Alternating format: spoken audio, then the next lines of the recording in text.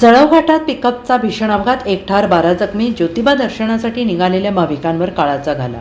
सातारा जिल्ह्यातील पाटण तालुक्यातील जळगाव घाटात आज सकाळी सुमारे 11 वाजण्याच्या सुमारास पिकअप वाहनाचा भीषण अपघात झाल्याची धक्कादायक घटना घडलेली आहे. ज्योतिबा दर्शनासाठी निघालेल्या भाविकांच्या वाहनाला घाटात अपघात झाल्याने एक जण ठार झाल्याची शक्यता व्यक्त करण्यात येत असून तब्बल 12 जण जखमी झाल्याची प्राथमिक माहिती समोर येते.